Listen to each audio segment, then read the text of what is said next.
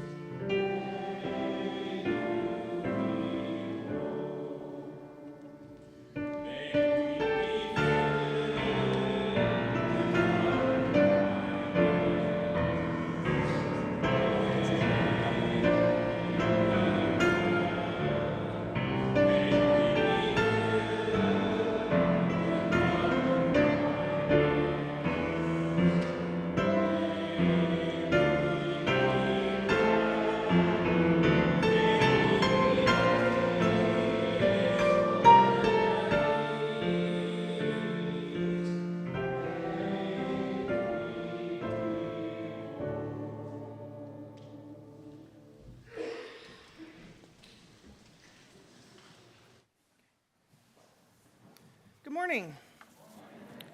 We're going to start off with some announcements. June 14, our Found House Offsite Week begins. That's next Sunday. There are still plenty of slots available. I'm sorry, what is it? It is next Sunday. Today is June 14th. Next Sunday, on the 21st, that's when we are doing our offsite work. Please sign up to provide food or Kroger gift cards, or you can ask Wanda or the Found House team. Wanda, you want to wave? If you have more questions, you can ask her. And then we also have our Spirit Play training is after church today, so I really hope everyone has an opportunity to stay and check that out. Debbie Combs has an announcement for us.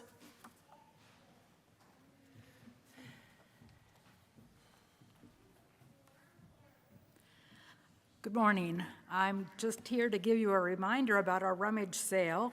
It's happening in 2 months. I know that sounds a long way, but we're doing work towards it now. And I was here on Thursday, and I noticed that there were 4 jackets hanging in the coat room. Okay? So, you run the risk of us selling your coats if you don't come and get them out of the coat room.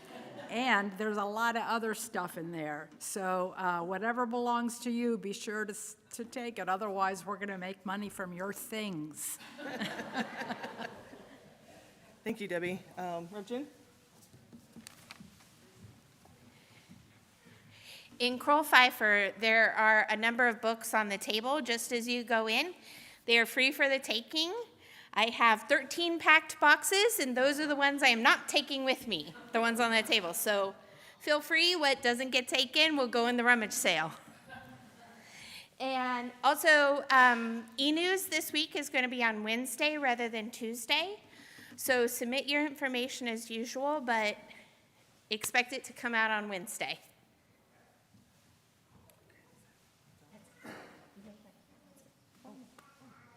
Oh, it will be in Rosa Parks for the chair. and the training will be in Rosa Parks.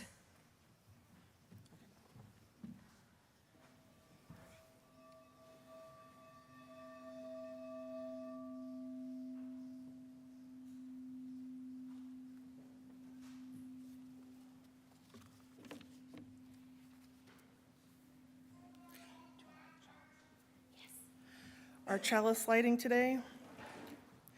A chalice is lit in our midst is a symbol of our liberal faith, built on the foundation of freedom, reason, and tolerance, sustained by acts of kindness and justice, a faith that visions a world flourishing with equality for all her people, that demands the living out of goodness, that requires thoughtfulness of wholeness. This tiny flame is the symbol of the spark of which within each of us. Welcome. Good morning. This I think it's kind of a pleasant Sunday. Yeah, so far. Not so humid today. My name's Melissa Rowland. I'll be your worship associate this morning. I'm very pleased to welcome you all to St. John's Unitarian Universalist Church. Reverend Jenn Gracen is our interim minister. Each Sunday, we gather in community to seek truth, learn about love, and care for one another. As an official welcoming congregation of the Unitarian Universalist Association, we honor and value the racial, economic, cultural, age, physical ability, sexual orientation, and gender diversity of our members, friends, and visitors. A special welcome this morning to any visitors. I invite you to stop by the welcome table in our lobby and to join us for refreshments and conversation in our fellowship hall after the service. There are many great things happening at St. John's. Please review your order of service, and you may want to check out the TV in the lobby or the bulletin boards in our fellowship hall. Now please put your cell phones into church mode, and again, warm welcome to St. John's.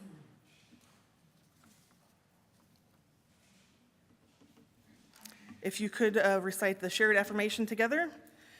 This is the mission of our faith, to teach the fragile art of hospitality, to revere both the critical mind and the generous heart, to prove that diversity need not mean divisiveness, and to witness to all that we must hold the whole world in our hands.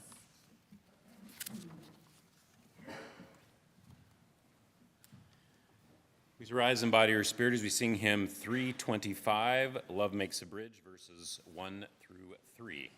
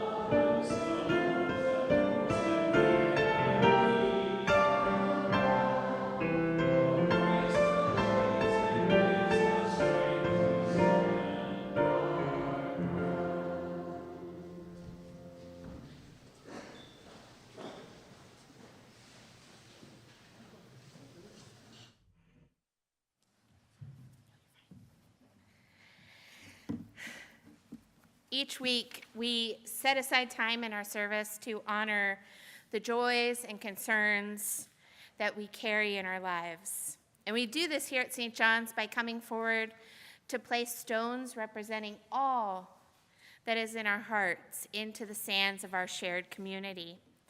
If you would like a joy or concern to be read, please leave them on the table. And if you are joining us online, feel free to enter them in chat.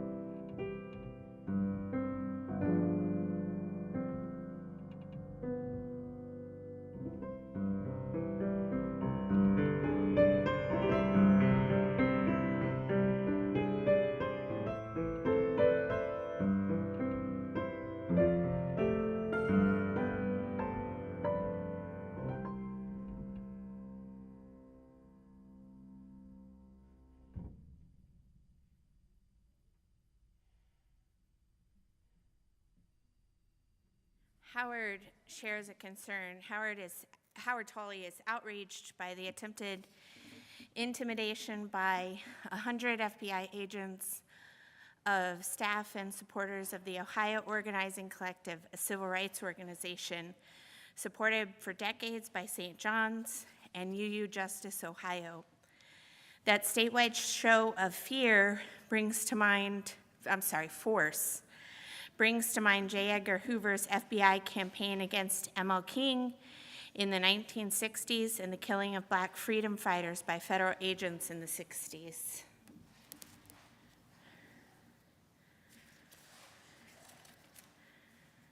Edie shares that one of Ron's oldest friends, they met in the 9th grade, died last week at the age of 73. He will be missed.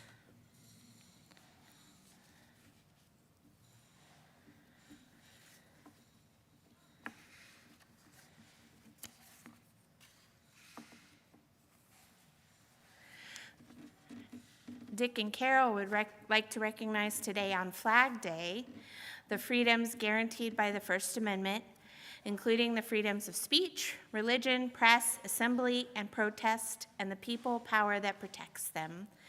Tonight at Debris House, they'll have a local watch party for Rise Up and Sing, the concert that will be broadcast in communities across the country. Susan says, join us for cupcake and cookies in Kroll Pfeiffer after church for Bill Lurson's birthday tomorrow.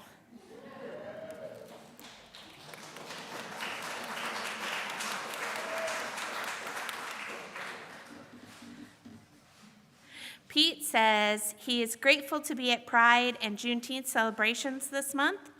Joy, peace, excitement, and connection. I want to lift up that Juneteenth is later this week.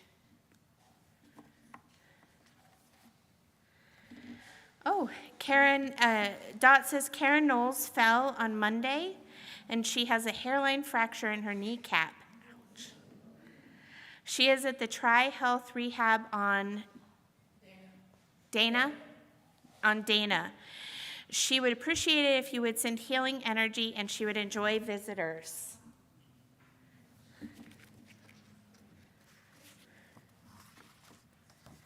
And Iris's birthday was Friday. Happy birthday, Iris. I hear that Bill's having some cupcakes and cookies after service. He might share. Laura and Tracy say, please send loving thoughts for our granddaughter, Natalie, who is having her second and hopefully last cranial surgery this Tuesday. Definitely holding her.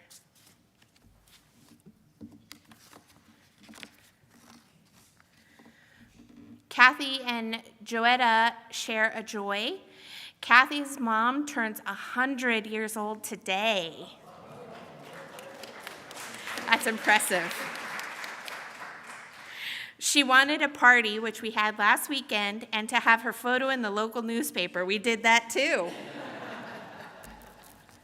Think at 100, you deserve your photo in the newspaper. And Eleanor says, joy to my last year as an official camper at YMCA overnight camp, Ernest's 7th and final year. Then comes being a counselor. Very cool.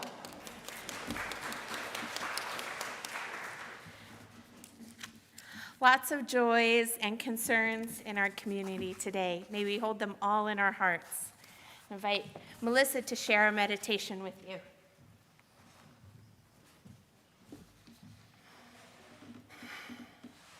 Our meditation comes from Reverend Liz Weber. It's titled, For All That Is Our Life.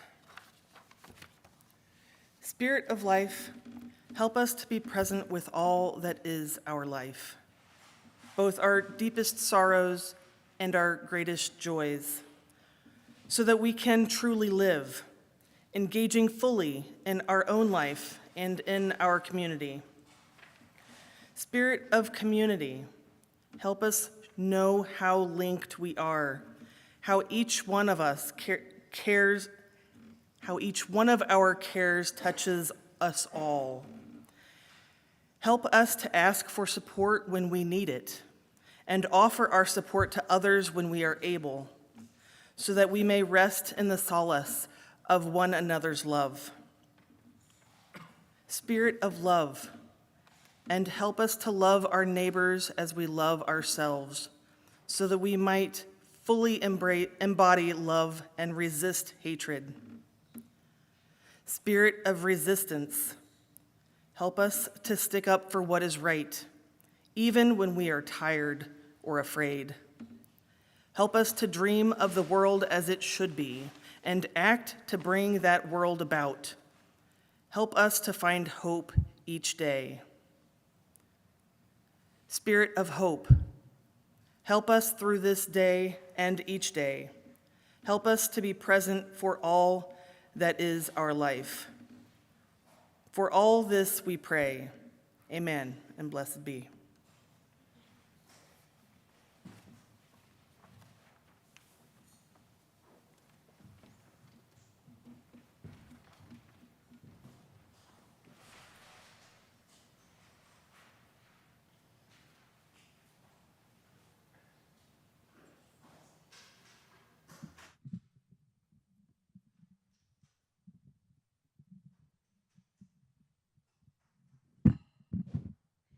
I want to invite the kids and anyone who is interested to come forward for our Time for All Ages.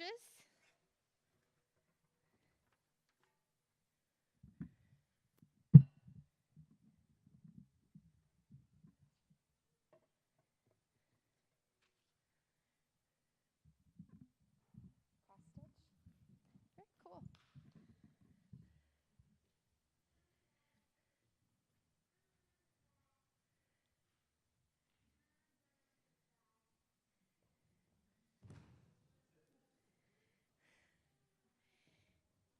So our story today is a story that's it's a contemporary story based on the Jewish tradition of the Passover Seder. Once upon a time, there lived a brother and sister named Leah and Sam. They were Jewish, and Passover was their favorite holiday. Do you guys have a favorite holiday? Christmas? Presents? Anybody else have a favorite holiday? Songs. Oh, Christmas songs. Any other favorite holidays? Thanksgiving? Easter? Birthday? Unbirthdays. We'll have to talk later. The day before the Seder, they would help sweep and clean the house of all breadcrumbs, set up the table with special Passover dishes, and put an extra chair and cup for Elijah the prophet. Then on the evening of Passover, relatives would arrive, and the Seder would begin just after sunset. One year, they came to a place near the end of Seder where their father poured wine into Elijah the prophet's goblet and asked the children to go open the door for him. This was one of their favorite parts because it was so mysterious. They ran to the door, looked up and down the street. They didn't see anyone. Leah came back to the table feeling a little sad about this. Where is Elijah? Every year we pour wine and open the door, and he never comes. What does he look like? Will he ever come for Passover? Her parents looked at grandmother. I have seen him, she said, though I didn't realize it at first. Elijah comes in many disguises. I saw him a long time ago when I was about your age. One cold day just before Passover, I was minding my own business, and my mother was resting, and there was a knock at the door. I opened the door, and there stood a beggar. He was dressed in rags and had an old sack over his back. I saw his shoes were full of holes. May I come in and sit by your fire and have some food, he asked. I'm hungry and cold. I knew we were not a wealthy family, so I said, we have nothing extra for you, and I shut the door. I peeked out the window and saw that he had walked to our next door neighbor's house. The neighbors there had even less than we did, and I was sure she would turn him away as well. But I saw her open the door and invite him in. The next day, my mother was cooking our Passover meal, and I was setting the table. And suddenly there was a cry from the kitchen. Our dog had grabbed the chicken from the counter and knocked over the apple raisin pudding my mother was preparing. Anybody ever had something like that happen? Me too. That helps. It's harder for a dog to do that if you don't have one. The chickens can't get in, the snails are in a tank. Perfect. Oh, axolotls.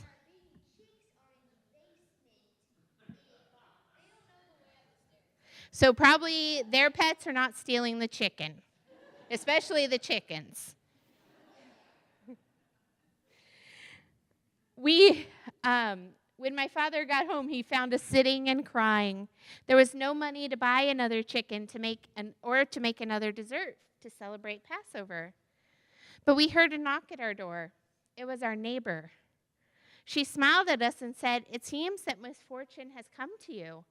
I would like to invite you to celebrate Passover at our home this evening. I don't have much, as you know, but I was able to make more matzo balls than usual from my flour.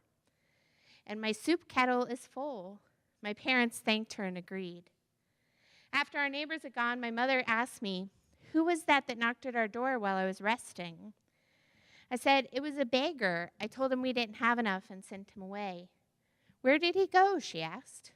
"To our neighbors." My parents looked at each other. "Do you know who the beggar was?" my father asked. "No." "That was the prophet Elijah," said my mother.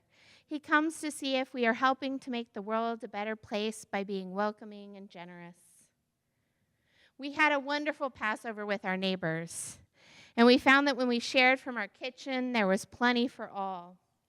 When it came to the part in the Seder where my father poured wine into the Elijah cup, I asked if I could go and open the door for Elijah, and my parents smiled.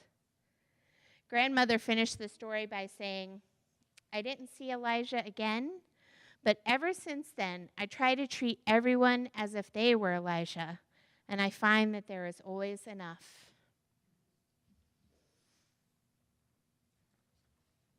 Do we have food for the kids to collect today?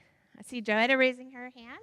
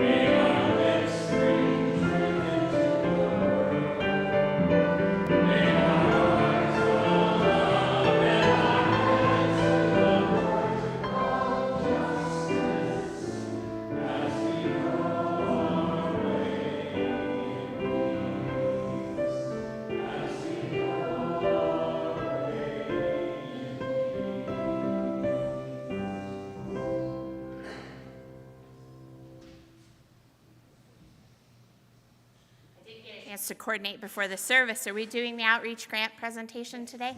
Excellent. I couldn't find you.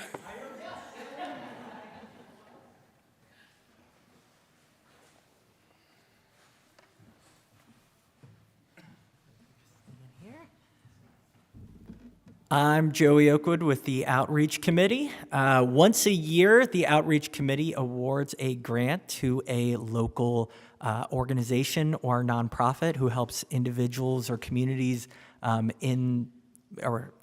groups in our community through a specific program. And this year, we have awarded the $2,500 grant to Kane and their specific program, the Poverty Liberation Collective. So I have Megan here who will be talking about that. She's from Kane. Just a reminder that since we do this every year, it's not too early to nominate other organizations for the next year for grant recipients. The grant recipient is always nominated by a St. John's member. So this year, I'd like to thank Wanda Crawford for nominating Kane for this grant. And so you guys can help with that by nominating a future nominee for this grant as well. But without further ado, I can introduce Megan here, and she will tell you more about Kane and the program. Good afternoon, everybody. Thank you for having me, and thank you for being so welcoming. I have worked at Kane for just 2 months now, but I'm very thankful to have been surrounded by fulfilling work and being able to help people in our community. We're located just down Hamilton Avenue, and we help people of the Northside community and beyond Cincinnati. Our specific PLC group does work to help people understand what it is to live in poverty.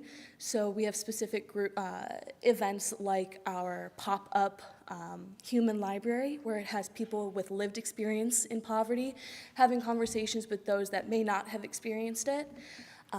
It helps create inclusive dialogue and helps us understand one another, because if we can understand each other's problems, we can come together to help solve it.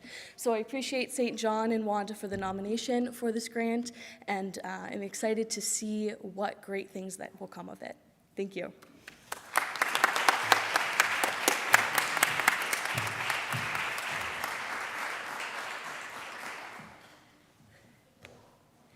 If you've never been to a human library, I encourage you to go sometime. They're transformative. The offering that we take each Sunday is an opportunity to recommit to this place and to these people. It is as much a ritual as singing together, lighting our chalice, or reciting our affirmation. It is a reminder of that form of love we call generosity. It is how we show we believe it is important to worship together, to help our community, and to say yes to the values of our faith. Thank you for your gifts.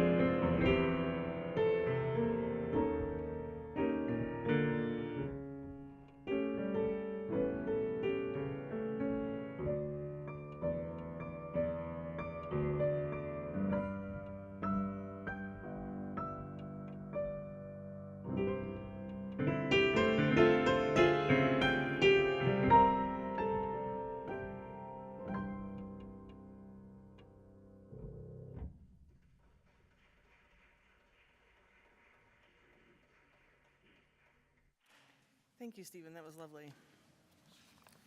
Our reading today, can you hear me? Yeah. Okay. Our reading today is The Kindness of Others by Rayla D. Matson. And it begins with a quote from Martin Cornfield. The quote is, "If we all do one random act of kindness daily, we might just see the world and set the world in the right direction." My youngest child, who is autistic, has taught me so much. And yet there are times, like our morning bus routine, when her autism causes me anxiety. We have to wait for her bus for up to 20 minutes on a small strip of grass on a busy road, and I have to be very creative to keep her not only entertained, but also out of the street. I wonder how many people we entertain each morning. One day last month, a white woman pulled over and ran over to us with a shopping bag.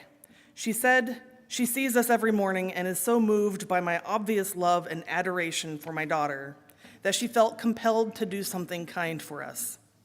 She noticed that I never have a coat and I often stand in the rain. She didn't know if the things would fit, she said, but the receipt was in the bag. She smiled and drove away.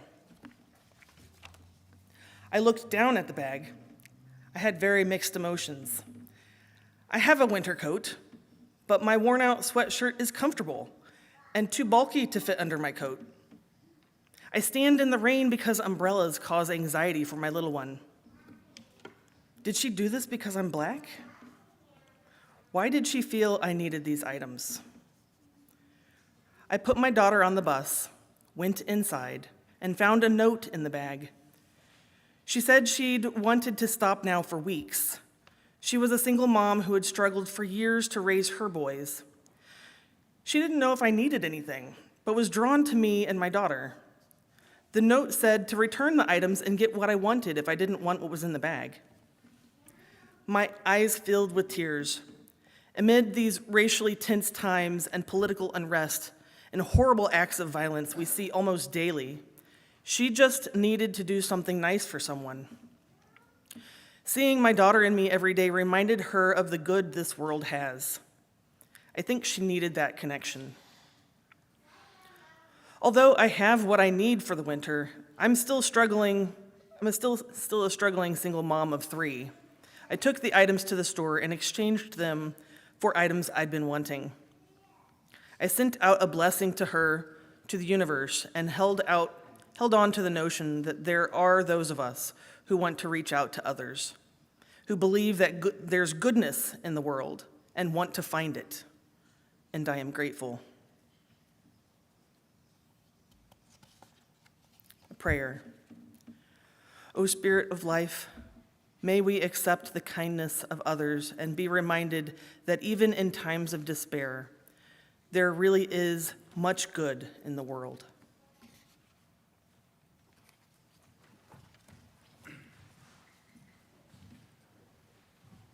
We'll now sing hymn 84, How Far Can I Reach a Smile? Please rise, embody your spirit.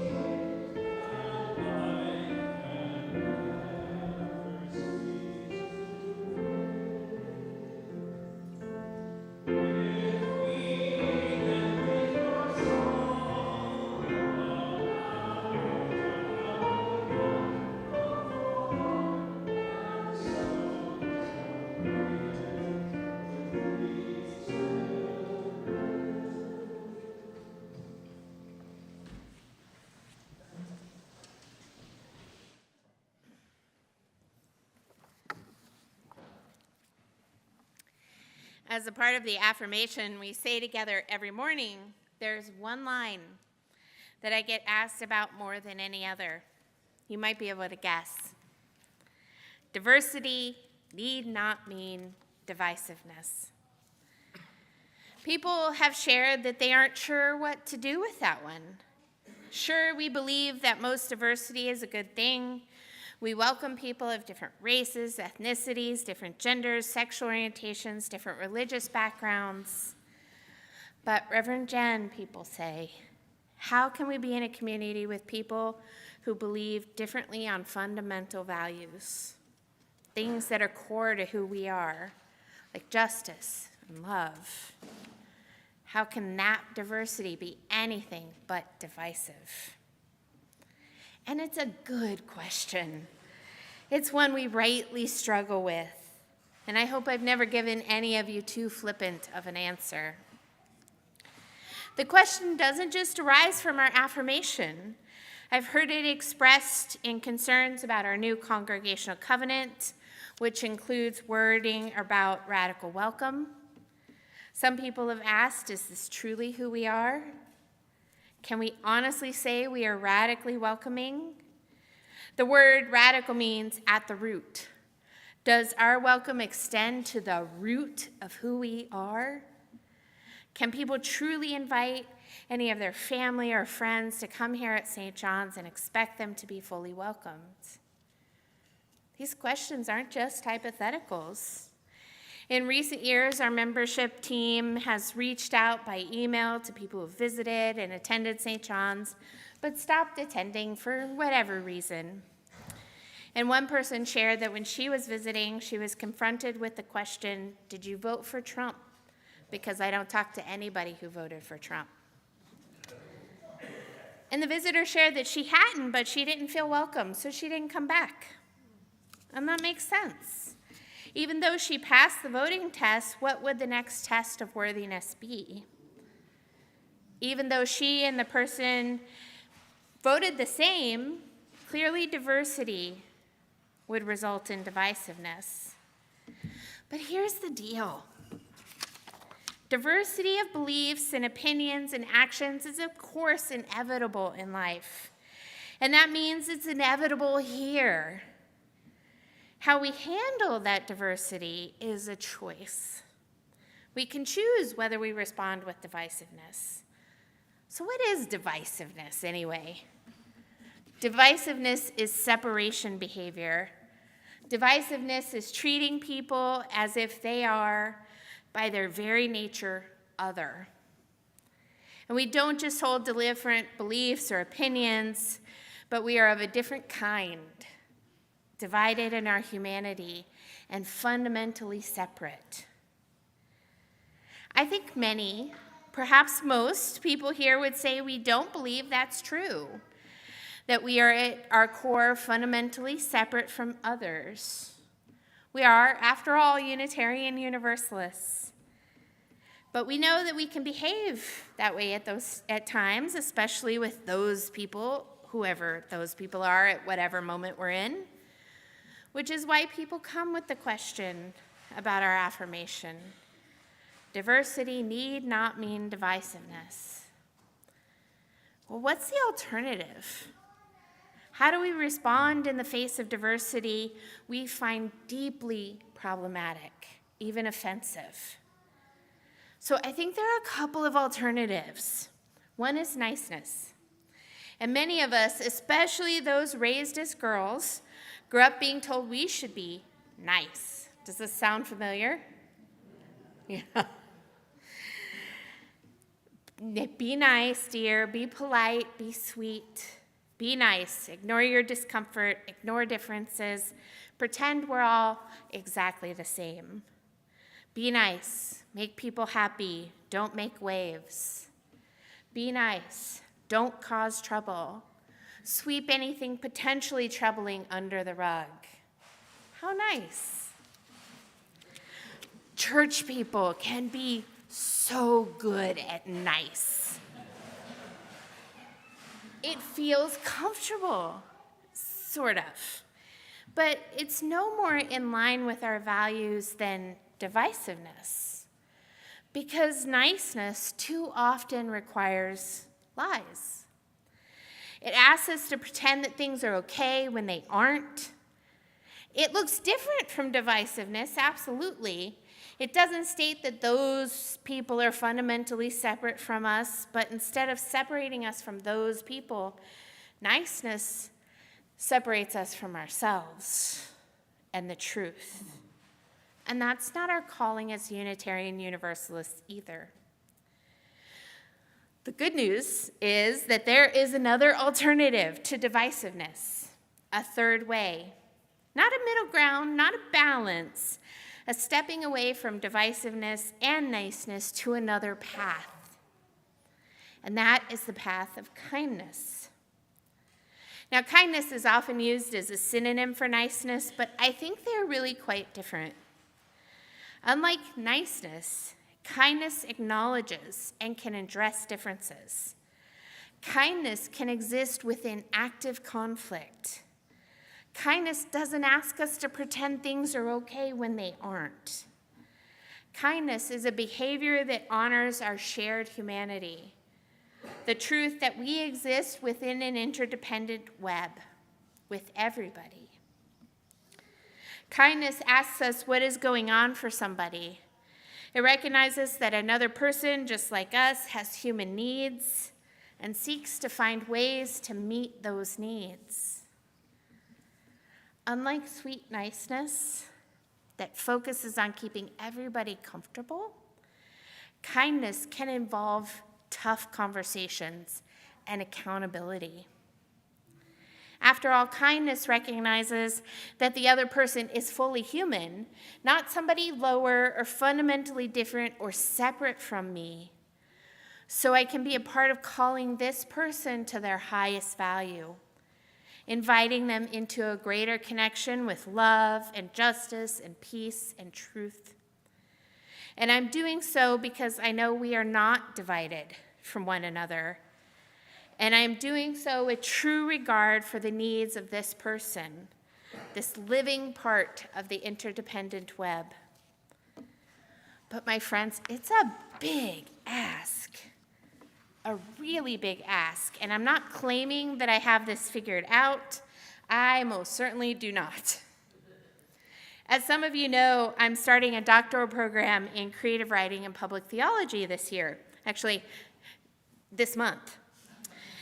One of my first assignments we were given comes from a book, Writing to Wake the Soul, by Unitarian Universalist minister Karen Herring.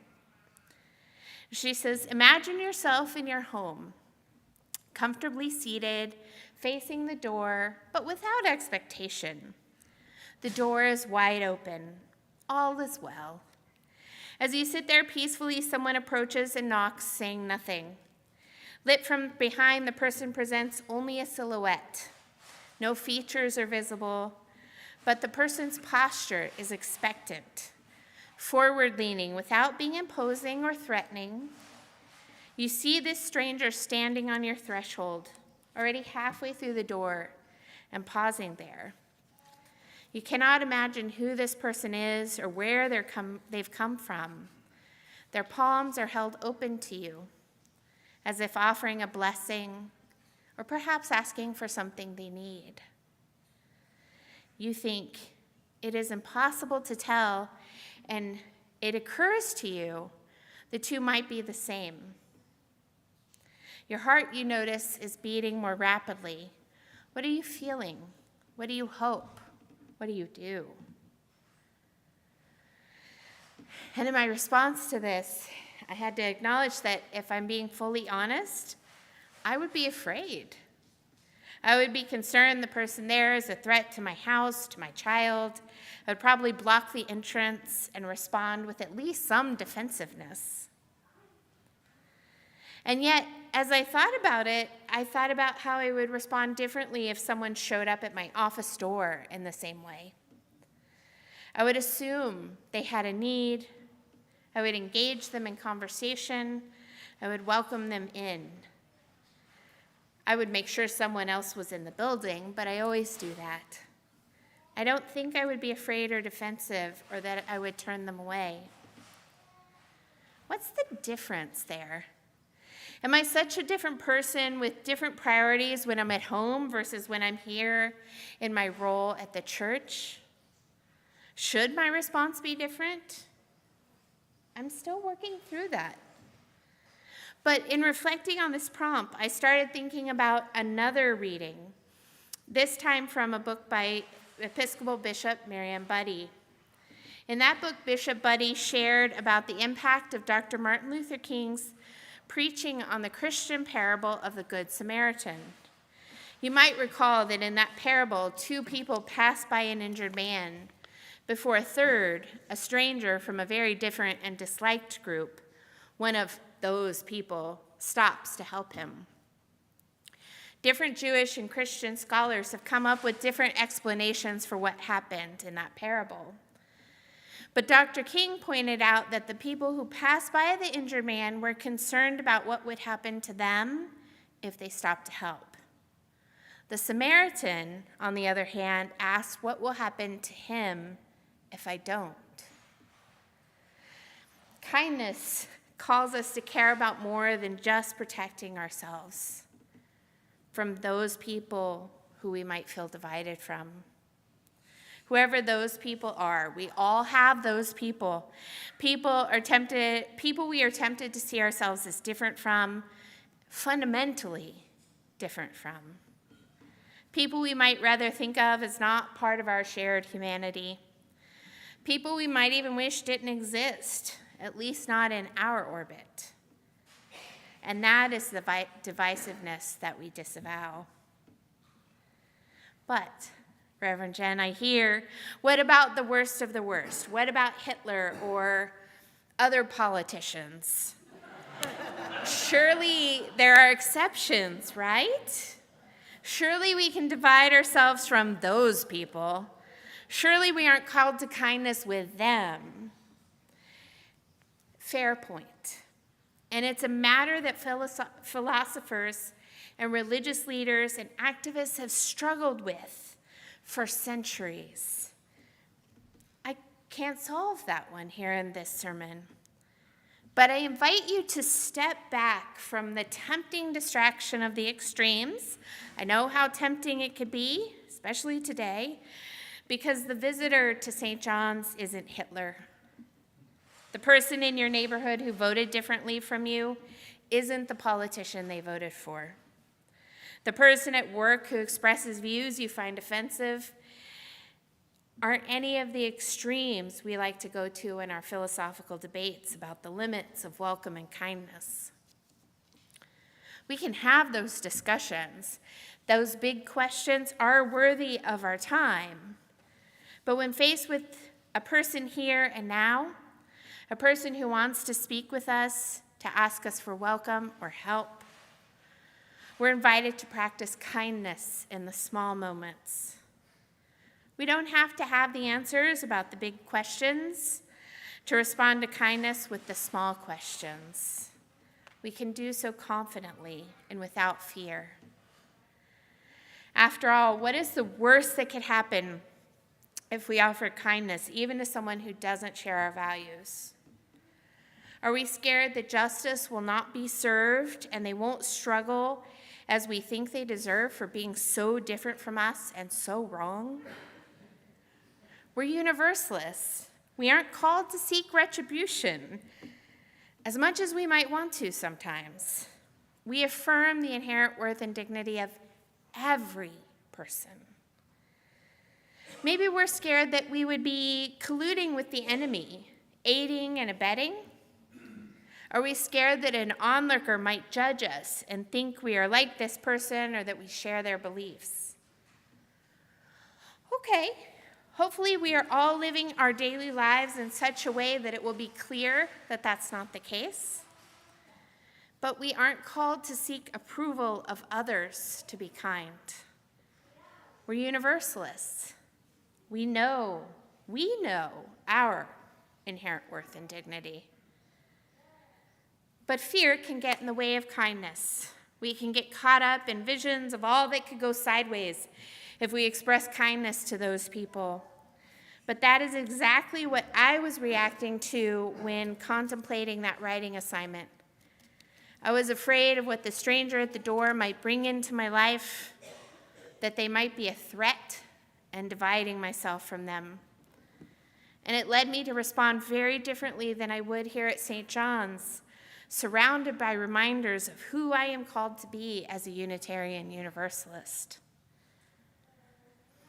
My beloved spiritual companions, these are the big questions about who we are, about what we value, and how we want to be in this world.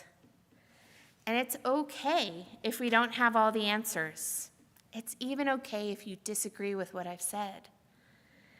But I would like to leave you today with some words from one of my favorite teachers, Dr. Who. You know I had to.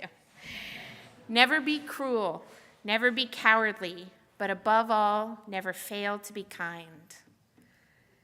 Indeed, never be cruel. We need not divide ourselves from others in this interdependent web.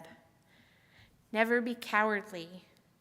We need not hide behind false niceness, ignoring differences and pretending everything is fine just to avoid the discomfort of conflict. Never fail to be kind. Respond with compassion to the needs of the fellow human standing before you. Never be cruel, never be cowardly, but above all, never fail to be kind. Blessed be. Amen.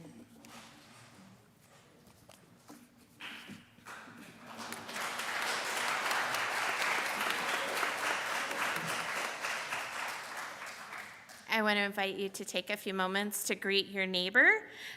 You can share a story of a time you were kind or someone was kind to you. And because I forgot to mention it earlier, and I know people will ask, we are moving to South Bend. That's where my next place is. I don't want to answer that question 47 times.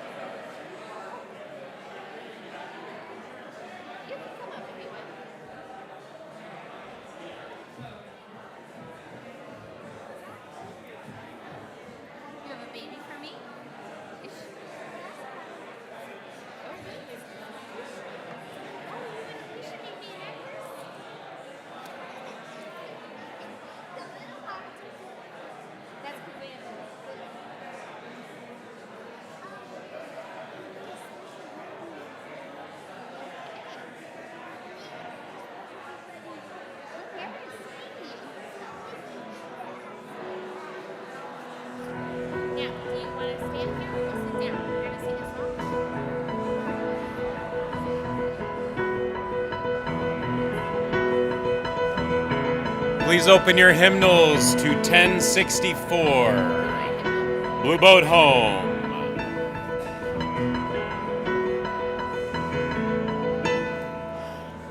Are we ready? Here we go.